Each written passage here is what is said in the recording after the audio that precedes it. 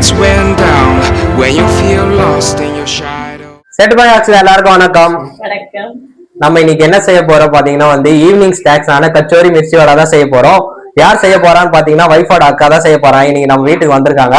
So அவங்க எப்படி செய்ய போறாங்க எல்லாத்தையும் பாத்தீங்கன்னா இந்த வீடியோல உங்களுக்கு காட்டுறேன். நீங்களும் வீட்டுல கண்டிப்பா செஞ்சு எனக்கு சொல்லுங்க. சோ வாங்க எப்படி செய்யறான்னு பாக்கலாம். சோ நம்ம இப்போ கச்சோரி செய்யறதுக்கு பாத்தீங்கன்னா என்னென்ன எடுத்து வச்சிருக்கோம் பாருங்க. ஒரு கப்பு மைதா எடுத்து வச்சிருக்கோம். அதுக்கப்புறம் பாத்தீங்கன்னா உப்பு, ஓமம் எடுத்து வச்சிருக்கோம், தண்ணி எடுத்து வச்சிருக்கோம். அதுக்கப்புறம் பாத்தீங்கன்னா எண்ணெய் எடுத்து வச்சிருக்கோம், பேக்கிங் சோடா எடுத்து வச்சிருக்கோம். ஸோ இந்த திங்ஸ் நீங்களும் எடுத்து வச்சுக்கோங்க. ஸோ இப்போ பாத்தீங்கன்னா அக்கா ஒரு கப்பு மைதா எடுத்துட்டாங்க. அதுக்கப்புறம் பாத்தீங்கன்னா உப்பு ஆட் பண்ண போறாங்க. நம்ம டேஸ்ட்டுக்கு ஏற்ற மாதிரி உப்பு ஆட் பண்ணிக்கலாம். அதுக்கப்புறம் பாத்தீங்கன்னா இந்த ஓமம் தான் போட போறாங்க. ஓமம் நீங்க டேஸ்ட் நல்லா இருக்கணும்னா கொஞ்சம் அதிகமாக போடுங்க. ஆனா போடுறதுக்கு முன்னாடி நல்லா இந்த மாதிரி பண்ணிட்டு போடுங்க. ஸோ ஓமம் போட்டுட்டோம். அதுக்கப்புறம் பாத்தீங்கன்னா பேக்கிங் சோடா போட போறோம் கொஞ்சோண்டு. அப்போதான் கச்சோரி நல்லா வரும். ஸோ அக்கா பாத்தீங்கன்னா பேக்கிங் சோடா போடுறாங்க உள்ள. அதுக்கப்புறம் பாத்தீங்கன்னா ஆயில் ஊத்த போறாங்க. ஒரு 2 டீஸ்பூன் ஆயில் ஊத்திடுறாங்க. இப்ப பாத்தீங்கன்னா எல்லாத்தையும் மிக்ஸ் பண்ணலாம். சோ இப்ப பாத்தீங்கன்னா நல்லா மாவு பெசிறாங்க. பெசியும் போது இந்த மாதிரி சப்ஸ்டன்ட் வரணும் மாவு. இந்த மாதிரி வரலன்னா இன்னும் கொஞ்சம் ஆயில் ஆட் பண்ணிக்கோங்க நீங்க. சோ அவங்க பண்ற மாதிரி நல்லா இந்த மாதிரி வரணும். பாருங்க இந்த மாதிரி வந்ததுக்கு அப்புறம் இப்ப பாத்தீங்கன்னா நம்ம வாட்டர் ஆட் பண்ணலாம்.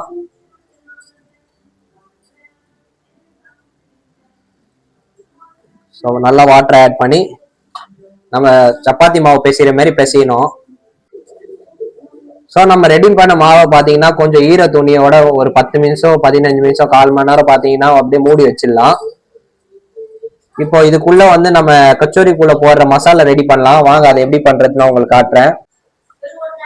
ஸோ கச்சோரிக்காக நம்ம மாவு ரெடி பண்ணிட்டோம். அதுக்குள்ள நம்ம ஸ்டப் பண்ற மசாலா என்னென்ன யூஸ் பண்ண போறோம் பார்த்தீங்கன்னா கொஞ்சோண்டு கடலை மாவு எடுத்து வச்சிருக்கோம், கொஞ்சோண்டு தனியா எடுத்து வச்சிருக்கோம், இது கொத்தமல்லி, கொஞ்சோண்டு கொத்தமல்லி எடுத்து வச்சிருக்கோம், பாயில்டு உருளைக்கிழங்கு அதாவது வேக வச்ச உருளைக்கிழங்கு எடுத்து வச்சிருக்கோம், கொஞ்சோண்டு ஆனியன் எடுத்து வச்சிருக்கோம், அதுக்கப்புறம் ரெகுலர் மசாலா ஐட்டம் தான் எடுத்து வச்சிருக்கோம்.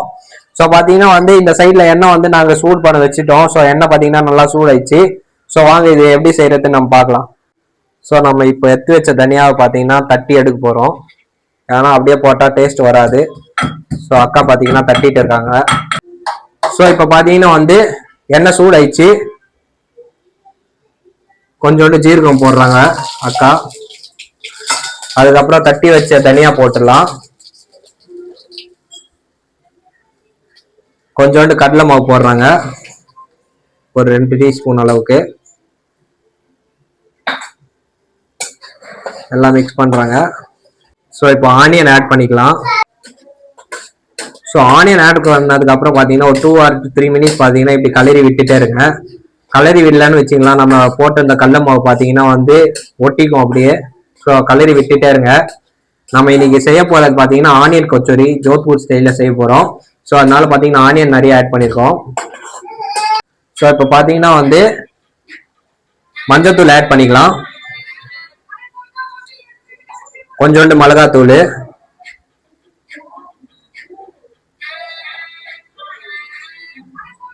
டேஸ்ட்டுக்கு ஏற்ற மாதிரி உப்பு ஆட் பண்ணிக்கலாம்.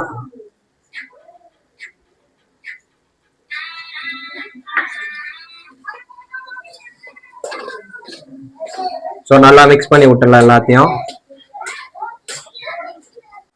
ஸோ இப்போ பாத்தீங்கன்னா நம்ம ஆனியன் நல்லா ஃப்ரை ஆயிடுச்சு. இப்போ இந்த டைம்ல பாத்தீங்கன்னா நம்ம வேக வச்ச உருளைக்கிழங்கு ஆட் பண்ணிக்கலாம்.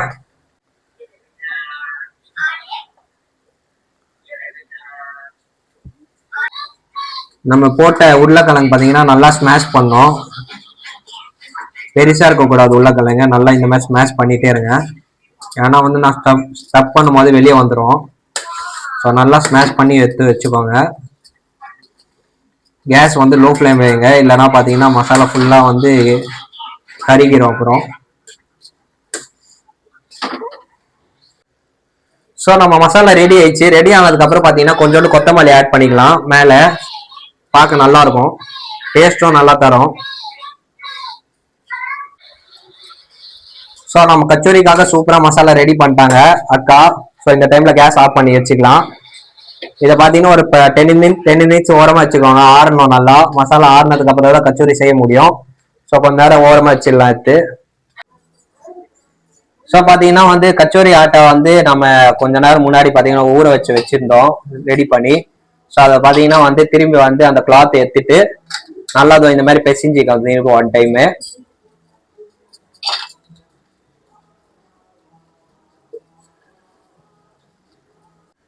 ஸோ இப்போ பார்த்தீங்கன்னா வந்து கொஞ்சோண்டு பார்த்தீங்கன்னா மாவு எடுத்துக்கலாம். மாவு எடுத்து இந்த மாதிரி உருட்டிக்கோங்க.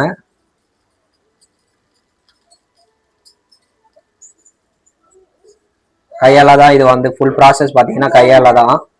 ஸோ இந்த மாதிரி உருட்டிட்டு கிண்ணம் மாதிரி ஷேப் கொடுக்கணும் நம்ம அந்த மாவுக்கு.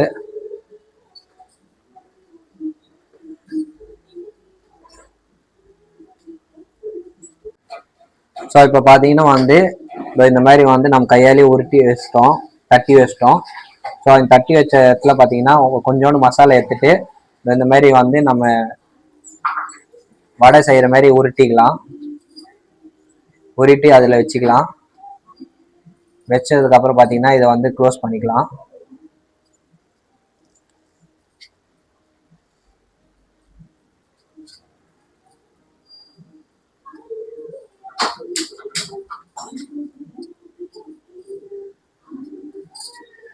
தட்டிடுங்க.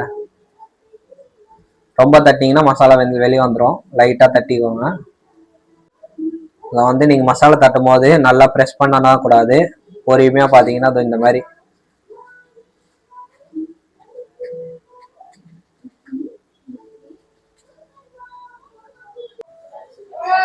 ஸோ இப்போ பார்த்தீங்கன்னா நம்ம ஆயில் சூடாயிடுச்சு. சூடானதுக்கப்புறம் நம்ம ரெடி பண்ண கச்சோரி பார்த்தீங்கன்னா அது இந்த மாதிரி வந்து ஆயிலில் டிப் பண்ணலாம். நீங்கள் எத்தனை பார்த்தீங்கன்னா கையால் போட்டுறாதீங்க. இந்த மாதிரி பார்த்தீங்கன்னா ஒரு அப்பளம் பொரிக்கிற கரண்டியில் பார்த்தீங்கன்னா ஃபர்ஸ்ட்டு வச்சுட்டு அதுக்குள்ளே அப்படியே பார்த்தீங்கன்னா ஆயிலில் வந்து மிக்ஸ் பண்ணிடலாம். ஸோ நான் கச்சோரி பார்த்தீங்கன்னா 2 வாட்டி ஃப்ரை பண்ண போகிறோம். ஃபர்ஸ்ட்டு வாட்டி பார்த்தீங்கன்னா கொஞ்சோண்டு ஃப்ரை பண்ணி ஓரமாக எடுத்து வச்சுக்கலாம்.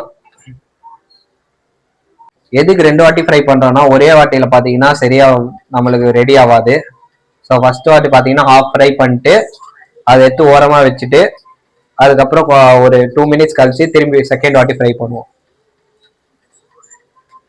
ஸோ நம்ம ஃபர்ஸ்ட் பார்த்தீங்கன்னா ஆஃப் ஃப்ரை பண்ணி வச்சிருந்தோம்ல அந்த கச்சோரியை பார்த்தீங்கன்னா இப்போ வந்து நம்ம எண்ணெயில் டிப் பண்ணிக்கலாம்.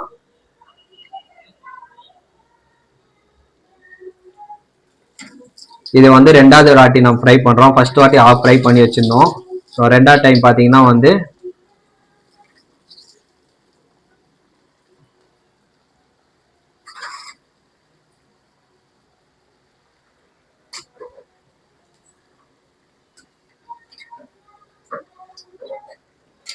இது ரெடி ஆக பார்த்தீங்கன்னா அட்லீஸ்ட் ஒரு 2 or 3 மினிட்ஸ் ஆகும்.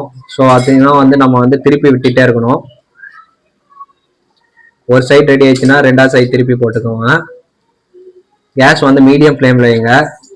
ஹை ஃப்ளேமில் வச்சிங்கன்னா வெளியே மட்டும் வெந்துடும், உள்ள வெந்தாது. அப்புறம் இப்போ நம்ம மிர்ச்சி வடையில ஸ்டப் பண்றதுக்காக மசாலா தனியா செய்ய போறோம். கச்சோரிக்கு தனி மசாலா, மிர்ச்சி வடைக்கு தனி மசாலா. ஸோ பாத்தீங்கன்னா மிர்ச்சி வடைக்கு ஸ்டப் பண்றது பாத்தீங்கன்னா உருளைக்கிழங்கு எடுத்து வச்சிட்டோம், கொஞ்சோண்டு ஆனியன் எடுத்து வச்சிட்டோம், உப்பு, ஆயிலு, கொத்தமல்லி, அதுக்கப்புறம் பாத்தீங்கன்னா வந்து பெருங்காய தூள், அதுக்கப்புறம் வந்து தனியா, அதுக்கப்புறம் ரெகுலர் மசாலா ஐட்டமு. ஸோ இது எல்லாம் வச்சுதான் நம்ம செய்ய போறோம். ஸோ இப்போ பாத்தீங்கன்னா நம்ம 2 டீஸ்பூன் ஆயில் எடுத்து சூடு பண்ணிட்டோம். இந்த டைம்ல பாத்தீங்கன்னா வந்து ஜீரகம் ஆட் பண்ணிக்கலாம். ஸோ கொஞ்சோண்டு ஜீரகம் ஆட் பண்ணிடாச்சு. அதுக்கப்புறம் பார்த்தீங்கன்னா நம்ம தட்டி வச்ச தனியா ஆட் பண்ணலாம். பெருங்காயம் தூள் கொஞ்சோண்டு. இப்போ பார்த்தீங்கன்னா நம்ம பாயில் பண்ண உருளைக்கிழங்கு ஆட் பண்ணிக்கலாம். இந்த உருளைக்கிழங்கு பார்த்தீங்கன்னா வைஃப் ஏற்கனவே ஸ்மாஷ் பண்ணி வச்சிட்டாங்க. ஸோ நீங்களும் அதே மாதிரி ஸ்மாஷ் பண்ணி வச்சுக்கோங்க. ஸோ இப்போ பார்த்தீங்கன்னா நம்ம மசாலா ஆட் பண்ணிக்கலாம். கொஞ்சோண்டு வந்து மிளகாத்தூள் ஆட் பண்ணுறாங்க வைஃபு.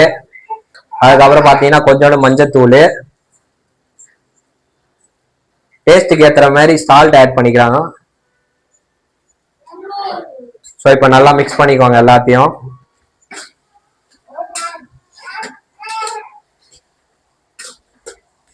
ஸோ கச்சோரிக்கும் மிளகா பஜ்ஜிக்கும் பார்த்தீங்கன்னா வேற வேற மசாலா கொஞ்சம் டிஃபர் ஆகும். ஸோ இப்போ பார்த்தீங்கன்னா ஆனியன் ஆட் பண்ணிக்கலாம்.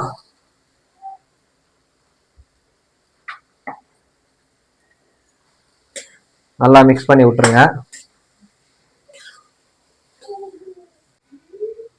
கொத்தமல்லி ஆட் பண்ணிக்கலாம். ஸோ பார்த்தீங்கன்னா எல்லாத்தையும் பார்த்தீங்கன்னா மிக்ஸ் பண்ணதுக்கப்புறம் மசாலா ரெடி ஆயிரும். ரெடி ஆன டைமில் பார்த்தீங்கன்னா கேஸை நம்ம ஆஃப் பண்ணிக்கலாம். ஸோ இப்போ பார்த்தீங்கன்னா வந்து மிளகா பஜ்ஜிக்கு நம்ம மாவு ரெடி பண்ணிக்கலாம்.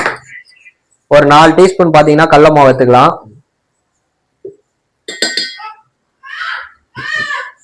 அதுக்கப்புறம் பார்த்தீங்கன்னா வந்து கொஞ்சோண்டு டேஸ்ட் வைஸ் உப்பு ஆட் பண்ணிக்கலாம். கொஞ்சோண்டு மிளகாத்தூள், கொஞ்சோண்டு மஞ்சத்தூள், வாட்டர் ஆட் பண்ணிக்கலாம். எல்லாத்தையும் இப்போ மிக்ஸ் பண்ணிக்கலாம்.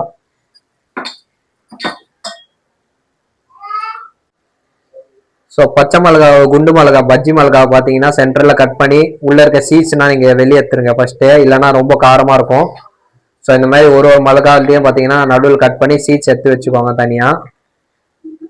ஸோ இப்போ நம்ம கட் பண்ண குண்டு மிளகா பஜ்ஜியில் பார்த்தீங்கன்னா வந்து நம்ம ரெடி பண்ண மசாலையை பார்த்தீங்கன்னா ஒய்ஃப் நல்லா ஸ்டப் பண்ணுறாங்க. நீங்களும் இந்த மாதிரி ஸ்டப் பண்ணி எடுத்து வச்சுக்கோங்க. பாருங்க நல்லா மசாலா ஸ்டப் பண்ணிக்கோங்க. இந்த மாதிரி உள்ள நடுவில் சென்டரில் கட் பண்ணோம்ல அங்கே மசாலா நல்லா ஸ்டப் பண்ணி வச்சுக்கோங்க.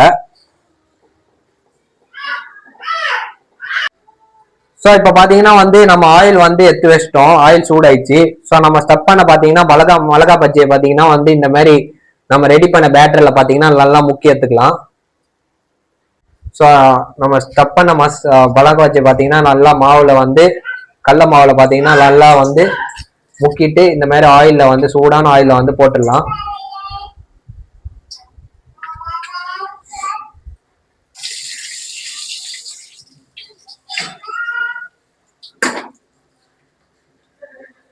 ஸோ பார்த்தீங்கன்னா இப்போ நம்ம செஞ்சு வச்ச மிளகா பஜ்ஜிக்கும் கச்சோரிக்கும் பார்த்தீங்கன்னா ஸ்வீட் சட்னி தான் ரெடி பண்ண போகிறோம். அதுக்கு பார்த்தீங்கன்னா புளி தண்ணி கரைச்சி வச்சுக்கோங்க. இந்த மாதிரி ஃபில்டர் பண்ணி வச்சுக்கோங்க. அதுக்கப்புறம் பார்த்தீங்கன்னா சர்க்கரை, அதுக்கப்புறம் கொஞ்சோண்டு உப்பு எடுத்து வச்சிருக்கோம், சோம்பு எடுத்து வச்சிருக்கோம், அதுக்கப்புறம் நம்ம எப்பவுமே ஆட் பண்ணுற மசாலா ஐட்டம்ஸ் எடுத்து வச்சிருக்கோம். ஸோ இந்த சைட் பார்த்தீங்கன்னா வந்து எண்ணெய் சூடாயிடுச்சு. ஸோ வாங்க எப்படி செய்யலாம்னு பார்க்கலாம். ஸோ இப்போ நம்ம ஸ்வீட் அந்த புளி தண்ணியில் பார்த்தீங்கன்னா கொஞ்சோண்டு மிளகாத்தூள் ஆட் பண்ணுறாங்க அக்கா, லைட்டா மஞ்சத்தூள், உப்பு ஆட் பண்றாங்க. எல்லாம் பாத்தீங்கன்னா இதுலயே ஆட் பண்ணிடணும். அதுக்கப்புறம் நல்லா மிக்ஸ் பண்ணிடலாம் எல்லாமே. இப்போ நம்ம பாத்தீங்கன்னா புளி தண்ணியில பாத்தீங்கன்னா இது எல்லாத்தையும் மிக்ஸ் பண்றோம். ஸோ நீங்களும் இந்த மாதிரி மிக்ஸ் பண்ணிக்கோங்க.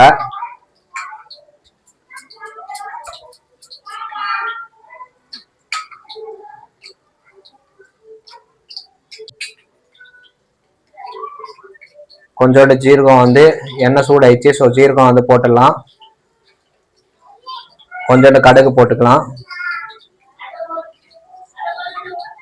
சோம்பு ஆட் பண்றாங்க, சோம்பை போட்டுக்கலாம். ஸோ மிக்ஸ் பண்ணிட்டு அப்படியே பார்த்தீங்கன்னா எண்ணெயில் வந்து போட்டுடலாம்.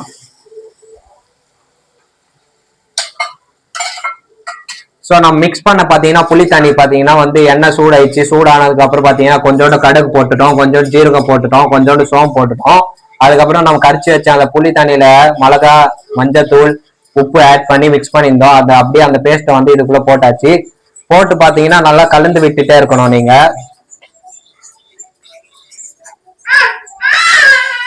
ஸோ இப்போ பார்த்தீங்கன்னா வந்து சுகர் ஆட் பண்றாங்க அக்கா.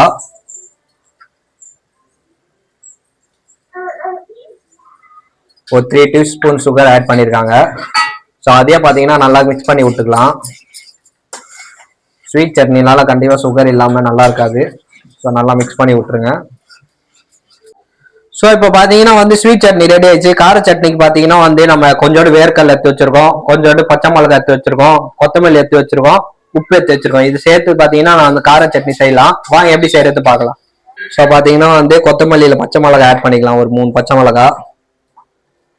அதுக்கப்புறம் வேர்க்கடலை ஆட் பண்ணிக்கலாம். டேஸ்ட் வைஸ் உப்பு ஆட் பண்ணிக்கலாம்.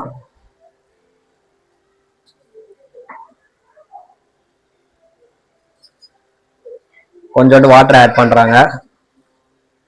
ஒரு சின்ன கிளாஸ் அளவுக்கு பாத்தீங்கன்னா வாட்டர் ஆட் பண்ணிக்கலாம்.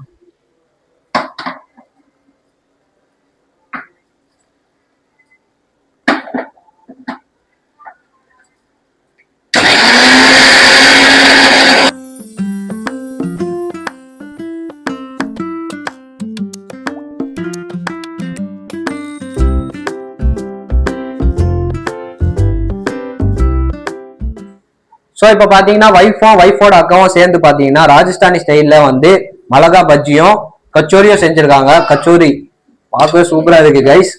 ஸோ இது எப்படி இருக்குன்னு நான் உங்களுக்கு டேஸ்ட் பண்ணி இப்போ சொல்ல போகிறேன். ஸோ வாங்க ஃபர்ஸ்ட் வந்து நம்ம கச்சோரி டேஸ்ட் பண்ணலாம். ஸோ பார்த்தீங்கன்னா வந்து கச்சோரி பார்த்தீங்கன்னா நல்லா கிரன்ச்சியாக ஸ்டஃபியாக இருக்கு. ஸோ பார்க்கவே சூப்பராக இருக்கு. செம்ம சூடு கைஸ். ஸோ வந்து கொஞ்சோண்டு கிரீன் சட்னியில டிப் பண்ணிக்கலாம், கொஞ்சம் ஸ்வீட் சட்னியில டிப் பண்ணிக்கலாம். சாப்பிட்டு பார்த்து சொல்லிட்டா.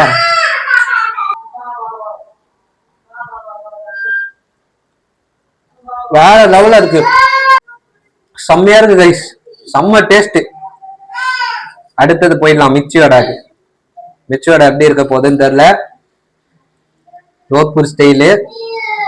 உள்ள பாத்தீங்கன்னா ஃபுல்லா உருளைக்கிழங்கு ஸ்டப் பண்ணிருக்காங்க. உங்களுக்கு பார்த்தாலே தெரியும், ஃபுல் அண்ட் ஃபுல் உருளைக்கிழங்கு ஸ்டப் பண்ணி வச்சிருக்காங்க. கிரீன் சட்னியில கொஞ்சம் டிப் பண்ணிக்கலாம், கொஞ்சம் ஸ்வீட் சட்னியில.